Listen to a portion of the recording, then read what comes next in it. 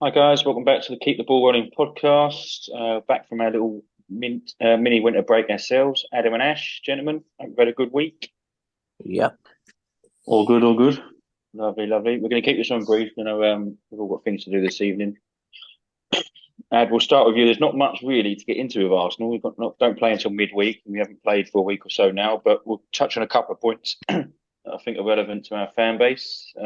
First one being the Crystal Palace result, which was a welcome return to form. Yep. And the second point is Thomas Partey finally rejoining full team training, being available for selection, Yeah, I've seen that as well. which feels like it's been, well, it has been, what, 4 months? I think he's been out since the start of Yeah. October, something like that. So Yeah, it's that been can only quite a be a while. welcome boost. What do you think? Yeah, I think obviously starting with the Palace result, it was needed because I think our fan base and well, our fan base in particular, I know most fan bases are the same. We tend to go into crisis mode like way, way too early. Um, Obviously it's a concern when you don't score goals, but the games where we hadn't scored goals, we still played well. We just didn't do what you need to do if you want to win games and not score goals. Um, but yeah, I thought it was a good. I thought it was a good game. I thought we were totally dominant. I wasn't concerned at any point.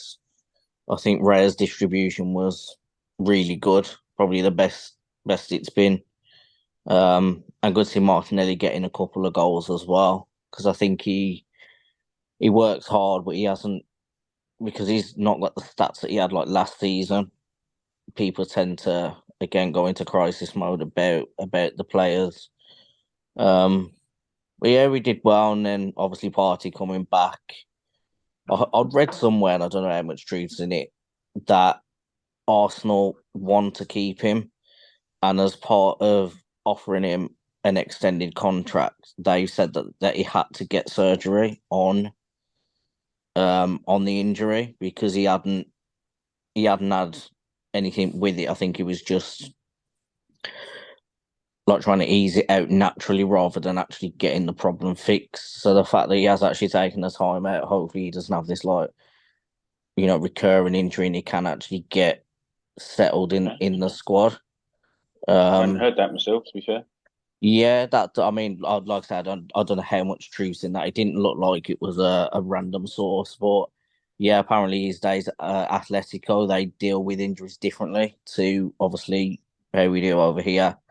And he wants to stay. And as part of that, that's what Arsenal said. I think he has to take a wage reduction as well. Um, so obviously that's why he's been out much longer because he's actually had surgery on it, I believe. Um, so yeah, it's a welcome addition back into the squad, and I think it'd be good to see how Rice, Odegaard, and Party play together. It's something I'm quite looking forward to actually. Yeah, I've been itching for Party to get back for ages myself. I think he is so crucial to everything good we do and did last season. Mm. Um, I think the way that he plays, he'll receive the ball and his forward passing to break the lines is unbelievable, and it Mm. helps our attack so much because that there'll be there'll be 4-on-4 rather than 4-on-8, giving the opposition time to get back. And this isn't a knock of Declan Rice, but he just doesn't have that ability that Partey does. Sort of he plays around the press, if you like, and knocking the ball out to the fullback and trying to get it down the line, things like that. Whereas Yeah. Partey will beat a man and play the ball through, take Mm. risks with his passing, and more often than not, it comes off for him. Frees Erdegaard up a bit more as well, I think. So Yeah. yeah, I think the three of them together will be really good. Party playing is so crucial. So I'm really looking forward to him being back. The Palace game, I was a bit bored watching it. I'll be honest, I didn't think it was thrilling for 5-0, but this it was a welcome boost, and it can only help. Martinelli scoring twice, and Jesus getting an assist, Raya having a decent game, like you say. Although I Yeah. don't think it's been an issue for quite a while now, to be fair.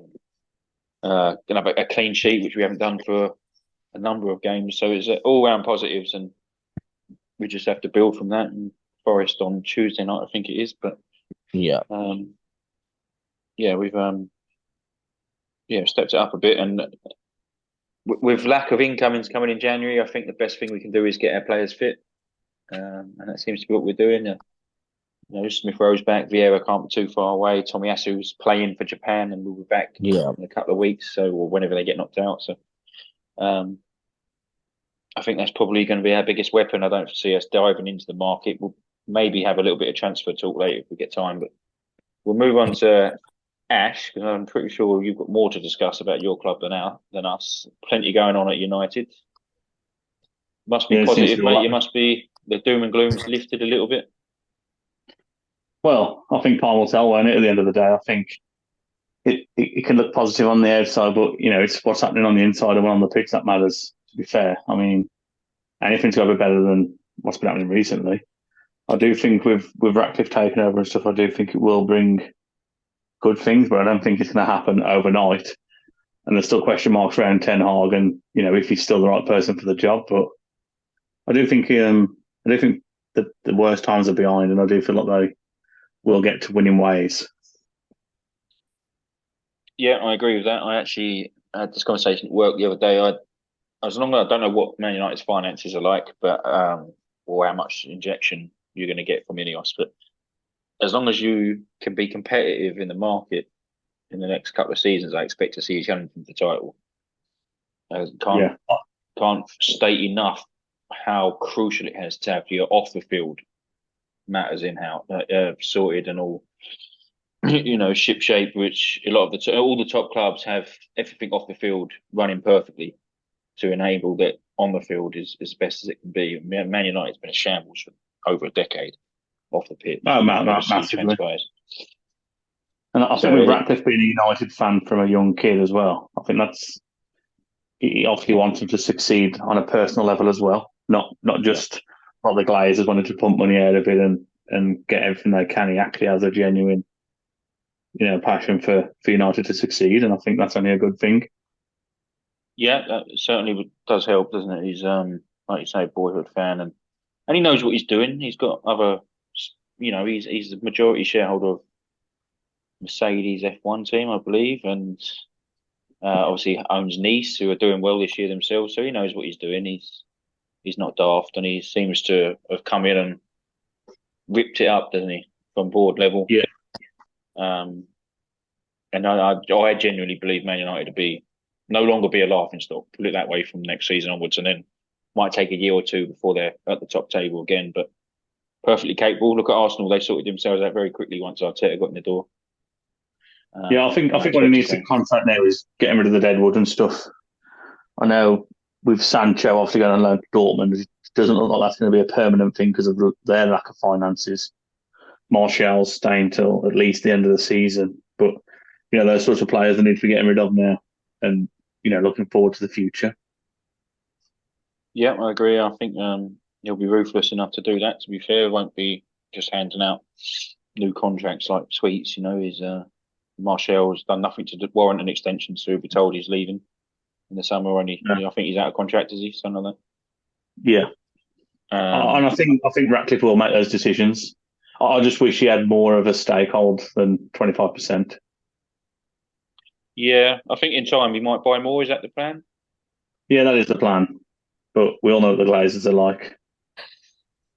Yeah, well, I wonder if they'd be a little bit more open to selling quicker now because the Super League's not going to happen for the English clubs. Yeah, I wonder if that's what they was hanging on for. But the new Champions League format, things like that. Yeah, but if they turn things around and start going to winning ways, they're going to create more money. Yeah. So then it's also going to be worth more, isn't it? So yeah, maybe they might hold out for the long game. If you return to winning ways in the current format, though, would the fan base still hound the Glazers out, or would it sort of die down a little bit? I think it'd die down a little bit, but I think the genuine United fans and the long-term United fans would definitely still want the Glazers out because of what they've done. I don't think you can forgive or forget, holding them back for so long. Not for my personal opinion, I'd still rather them go, just because of how much they've held them back and the poor decisions they make, and how much shit they put the club in. So even if they, won the treble next season, and they spent millions and millions of pounds, it still doesn't. You still can't forgive all the poor decisions over the last how many years. For me, anyway. No, just hold that thought. I've got a quick question for Adam regarding the same sort of thing as Adam. Have you fully forgiven the Conkeys, Um, given the last 3 seasons?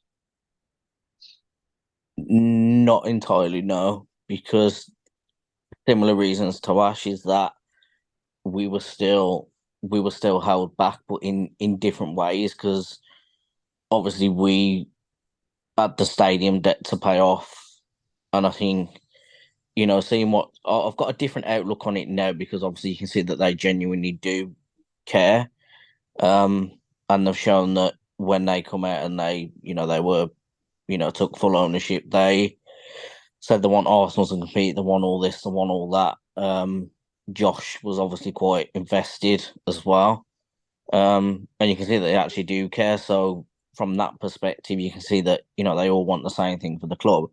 But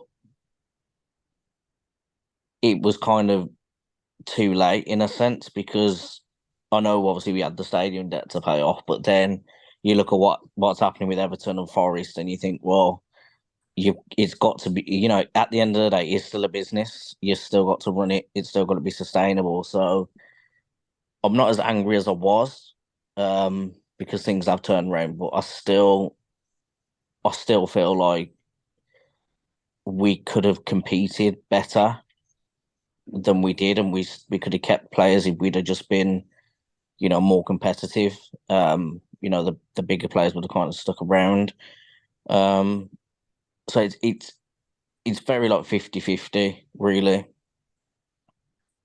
Yeah, I see that. I mean, I think we've had this conversation before. Me personally speaking, I'm just judging them on their full ownership, and I don't Yeah. think they've really put a foot wrong apart from the Super League fiasco. Mm. Which at the same time, from a business point of view, I can understand why they did it. Just executed poorly. But in terms of their ownership of Arsenal and the investment and paying people off, putting people in good positions behind the scenes, transfers and that, they haven't really done a lot wrong since they've had 100% ownership, which I Mm. think that's the only way you can judge a business owner is on 100%. You can't judge someone on a minority stake or whatever they had beforehand. And going back to Ash, I think it's going to take some time before you can judge what Jim Radcliffe has done for the club Yeah, properly. Am I right? Fair in saying that? yeah, absolutely. I think just in the small period of time that it's been there now, it seems to be already making a difference just with the 25% stakeholder that it is now. So that can only mean good things and push and drive people to want to take over more. But it ultimately comes down to the Glazers again, doesn't it? They hold all the cards. They do. Although I do think it seems like they've sort of just handed it over to him. Do what you want, and we'll just take our share of the profits. Is kind of what it Yeah, I looks mean, like from the outside the better looking he in. does, the more they're going to make, isn't it? Yeah, exactly. You have to forgive me. I've not quite done my homework. I know you're playing, is it Newport this weekend? Yeah. When is that Sunday. game? Is it Sunday? Is it Sunday? And obviously you expect to win that. I'm not saying I hope you do, but I'd expect you to win it. I'd imagine so. You'd like to think so now, wouldn't you? No disrespect to Yeah. Newport. Do you think that Ten Hag sees the FA Cup as something to save his job now? Yeah, I mean, you can't say it would be a bad. I mean, obviously they've had a bad season so far, but I mean, I think if they come off with the FA Cup, I don't think it's as bad. Obviously, the FA Cup's better than the League Cup, and A Cup's better than no cup. But I think personally at this stage, I wouldn't say his job is at risk, and I certainly wouldn't sack him now or even at the end of the season. I think you've got to kind of you've got to give people time, like we've said before. If you sack people after 1 or 2 years, then you get yourselves in a mess like Chelsea did, and you've got to give managers time. Is so you say you don't think he's at risk? Is that just an opinion, or you don't want him to be at No, risk? no, that's just my opinion, and I personally wouldn't want to see him go. And I don't think really there's anybody else out there at the minute that would that I'd want to bring to the club with everything that's happened and gone on and stuff. There's been that many things happened, and obviously Ratcliffe's just come in now and stuff. I just think things need to, they need to settle the dust a little bit and just try and move forward with what they've got. They can't just be swapping and changing. Obviously, Ten Hag's brought his own players in with like Anthony and stuff. You can't just then bring a new manager in and just expect things to work because he's ultimately got the same team. You can't just start spending another 500-600 million and changing it. So I think you've got to give Ten Hag the time to see if it can work. Personally, I think Anthony's been an absolute flop so far. I think he has got potential and stuff, but so do many other players. But sometimes the league or the life in the UK and stuff just doesn't work. But I think he's got to give him at least another season. I think he'll definitely get the end of this season, but I'm not sure if he's done enough to convince everybody that he's the man. But I do agree with you as well. You do need, especially with the state that United were in, you can't just fix it overnight. No. But my worry, if I was a United fan, and this is just my opinion from the outside looking in, and I would ask his opinion on it as well, is I don't see after 18 months any progress at all. No, and I might be wrong with that. But... Yeah, I don't think he had a bad season last season, winning the League Cup and getting to the final of the FA Cup and finishing third. I don't think that was a bad season. I don't think he could have really done, much more than that. Really, I think people would have been happy if he'd have said that that's the state they would have got to at the beginning of the season. I don't think too many people would have been unhappy. After the Europa was a bit disappointing, really. I do feel like they could have got further, but I don't think that was awful. In an ideal world, obviously you'd want to be winning the league, but obviously that doesn't happen overnight. Multiple teams now have progressed and got better and challenging. You see a lot of the lower teams and stuff now pushing up there and giving like the bigger teams a battle in the game and stuff. So I think it is a harder league now to be in than possibly ever. Yep, agree with that. What do you reckon, Ed? Any progress at United? I wouldn't say progress, and I do feel like there was a bit of luck on their side for last season, because obviously Liverpool were nowhere near it. Chelsea were shocking. I know obviously Villa, Newcastle, Brighton, they were all better. But I think the thing that I've taken from this season is they're terrible at times, but they're still getting results. They're still getting points on the board. And if they're doing that well, they're not playing too great, then I'll just look at it like the state that they're in at the moment, both on and off the pitch. They can only get better. They can't get worse. And I think Ashley's right in what he's saying is that, look at Arteta. He finished 8th, and a lot of people were a lot of fans were kind of saying, it's not working out and stuff. But, he is an experienced manager. You watch Ajax the way that they played, and he was, that team that he had was brilliant.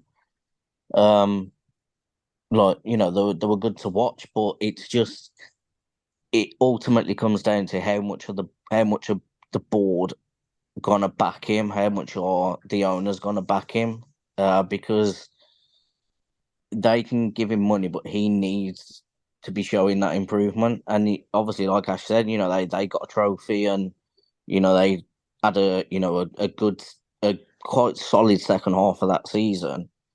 But then that's the level that he's set, finishing third. So if they finish outside of the top 4 now, obviously Champions League went the way that it did. But it's not enough as Manchester United, and it's the same with, Arsenal, Liverpool, even Chelsea, to not be up there because they're big clubs. So he needs to, finishing 4th for Manchester United isn't acceptable. And that's something we've said, for a long time with Arsenal. It's not a trophy. It'll be progress to actually get in and stay in the competitions. But he needs to be taking in a grip of those players. And if Anthony's playing rubbish, which he does, quite a lot of the time, then bring somebody else. And there's, they have got good players. Switch Garnacho out. Try something else, because otherwise the young players that they've got, the talent that they've got, they'll leave. They'll go to bigger clubs that are actually competing. So I don't think it's at crisis point, but I think for the standard of what you should expect for a big club like United, it's not enough to say like give him time, give him time. He needs, as the manager, he needs to know that all the like dust is settled and they know what's going on with the club. There's no uncertainty there to kind of crack on. But I do think as well that he does need a full season because you've got to count the injuries that he's had. He probably doesn't even know what his best 11 is, to be honest. So I think next season will be the season. If they're rubbish next season and they don't look like they're improving on what they're at now, then I think like even I should agree that it's not working out. They need somebody who's going to come in and take the club forward and not let it get stale. Because there's this, I guess there's like a buzz around the club with him coming in and the Glazers kind of taking a bit of a backseat and he's going to drive the club forward. Like I said, being a fan that always helps because you've got that like extra desire to see the club do well. But I think it'll be interesting. It's not all doom and gloom, but I think Ten Hag's got to prove himself, hasn't he? Really, because I don't think he has just yet. But there's a lot of circumstances in that. So Yeah, I agree. So, if I was a United fan, to be fair, I'd be a little bit more excited about things than I was hmm, 6 months ago. But time will tell, and you just don't know what's going to happen in football. You don't know what's around the corner, do you? And like you alluded to, um, with European qualification, that is it's crucial for Man United this year to at least get Europa, and even that looks sort of difficult at the moment. Before we finish up, I know you're keen to get on, Ad. A little bit of transfer gossip for both clubs. Main one today for Arsenal, Callum Wilson. Is that something that interests you for 20 odd million? I don't see why not. I mean, you look at what 20 million gets you this, in this market, and he's Premier League proven he'll get you goals. He's a decent player. He offers something different than what we've got. So, why not? Um, yeah, I'd say why not? Because, if anything happens to Jesus, obviously you've got a solid play. You don't know what you're gonna get until you've got it. But for 20 million, I think it makes sense to do it. We've been lacking goals, and he's a player that would at least chip in. Yeah, I'd welcome it. I don't know how I feel about it, to be honest. If that's what we're going to do, I'd rather we just wait for the summer, spend the money Mm. properly on a long term forward. But yeah, it's not for me.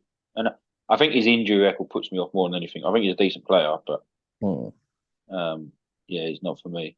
Um, Ash doesn't seem like anyone's coming in the door at United. No. Um, I think they need to just stick with what they got. To be honest, I don't think adding any players is going to make any difference. Really, they need to sort out and get things right in the background. To I think I think they've got the players to do more than a good enough job and get the results that they need and get back to where they should be at. But there's no point adding new names and into the toxic environment that they've been dealing with. It's just going to have a negative impact straight away, isn't it? yeah, I agree with that. I think maybe it's best to stick as you are and get through the season. But do you not think you need a forward? I mean, who doesn't need a forward, really, in an ideal world? I think, like you said, mentioned just about Callum Wilson, I think he's a great player and a good goal scorer, but he's just too injury prone. I think if you're going to go for somebody like him, I think Dominic Solanke would be a really, really good signing. He's obviously a lot younger, and I think he's a good player who's scoring goals for Bournemouth, but Not available for I don't, 20 million. That's the problem no, there. it won't It'd be No, it like won't be 60 available for plus. 20 million. But I think if there was talking of like Tony and stuff for 50 million, who Mm. plays, it's pretty much guaranteed to be playing all the time. And I think really with Callum Wilson, is he gonna bring more than Nketiah? Because I mean, why would you bring him in to then not really be challenging for first team football week in week out? I think that's what you need, isn't it? Someone to be challenging to give them both a run for the money to scoring goals and stuff. But that's just me. I mean, I don't think Callum Wilson's a bad player at all. I think I think for 20 he million. 20 million. Yeah, you can't argue at 20 million, but it's like a short term fix, isn't it? Like when there's on Yeah. about Benzema being linked with yourselves and stuff. It's like you've all seen how these short term fixes happen, and it's like when you've done so well, looking for the longer term goal, you think that 20 million, it's still 20 million, isn't it? If you could buy, Oshiman or Tony, it's 20 million that you could put towards them. I mean, Yeah. Oshiman already said the other day that he wants to come to the Premier League. Obviously, I Yeah, don't I know if think it'll he's be going. this season or next season, I think but it'll be in the summer, and I reckon he's already going to Chelsea because his idol's Drogba, isn't it? And he's already I mean, spoken about what he thinks of Chelsea, and they'll just throw whatever they need to at Napoli anyway. but then if they're not getting Champions League football, is he going to want to go there? Because let's Well, I face it, think it's these sorts of players want to be playing in the best tournaments and stuff. Don't they? At the end of the day, it's yeah, but you say that, but then look how many people are going. Look how many players are going to Saudi for the money. So if they give him the money and I mean they attracted some decent players without Champions League. It's just highest bidder, biggest money. And if he's one season out the Champions League, but then he's in it, next season. Not that it's guaranteed, but obviously he's spoke out about the club, hasn't he? So I'll just yeah. I think he obviously, probably would go there. But I think with Saudi attracted a lot of players who have played in the Champions League for season on season. You look at like yeah, Khan, Kante, and yeah, Benzema, Ronaldo, um, Koulibaly. A lot of them players have played at the top level, and then at the latter end of the career. Whereas Osherman was like 23 or something. yeah. He's still quite young and got good years ahead of him, hasn't he? But yeah, I just think Chelsea will just offer whatever they need to. But yeah, I mean, I personally like Tony. I'd go for Tony just because I like him. I could kind of see him in the Arsenal squad, and that's like no disrespect to Osimhen because obviously I know he's a class player, but obviously Tony's been in the Premier League, and I just like him. Like you watch him playing, he's a good player. Like you can see that he's a quality player, but I could actually see him like playing for Arsenal. And I think it'd be great for us. Whereas with Osimhen, you don't know what you're gonna get until you've already got it. Obviously, you'd have to adapt to the. And don't get me wrong, I think he could, but like out of the two, it might just be me being biased because I like Tony. Um, but yeah, it would make sense to hold on to our pennies and get him in. I think with Tony, he's like the complete package, and he's like Harry Kane. Mm, He can do a lot of stuff other than he can make an impact without scoring a yeah, goal. He can ping a ball 50 yards. He can hold the ball up. He's good at free kicks, and that's like Kane, isn't it? He's the perfect striker, and really that's what United should have done. They should have brought Kane, at the end of the end of last season when he was up for sale and whatever. Did they But actually? Did they actually go for him, or was it just rumours? I mean, who knows really like the ins and outs? But I don't think United will sign a striker. I think they've invested in Haaland, and Yeah. I do think he will come good. He's still young and learning and adapting and whatever else. I think with good players around him, once their form picks up, I do think he will get goals. Mm, He just seems a bit like Nunes. Sometimes he can be a bit erratic, but he's not getting the chances and stuff like Nunes and stuff really at the minute. So it's hard to really say, if he is capable. I mean, I personally do think he is, and obviously he's definitely one for the future and stuff like that. He's got young players around him. He just needs the ball to him more and more chances and stuff created to be able to even give him the opportunity to finish. I mean, you saw his goal against Villa. He took that really well. mm. And Spurs. But Spurs, yeah, he took it really well. I think you've got no choice but to persevere now, have you really? The price tag that you paid for him and things like that. Well, yeah, exactly. And it's like, you can't then just go and buy somebody else for 80. I mean, you need to spend like a good 80 million, 100 million now on a striker. And when they've spent the money that they did on him, they're not then going to go and spend it again, are they? When like, Varane's been linked with Saudi, Casemiro's been linked with Saudi. There's other positions that they need to be thinking about other than just, as a striker. Do you But think they'll go? I don't know. Obviously, Varane was linked with Bayern Munich as well, wasn't he? But you don't know how much truth's in it all, do you? I think sometimes they do it just to create things like this and sell papers and whatever else. But I don't know. I don't know what either of them would go, to be honest. Really, I mean, Casemiro's on a tidy whack at United. He's on like 350, I think, isn't he? And he's still playing football at a high level, and he's still only like 31, 32. Varane, I could probably see Varane going more so than Casemiro. I mean, they've both won everything, haven't they? But I don't even think they would cash in. What would they get for him? I can't see him paying much, 20 million or something. I mean, I can't see him paying a lot for Mm. Yeah, but you would.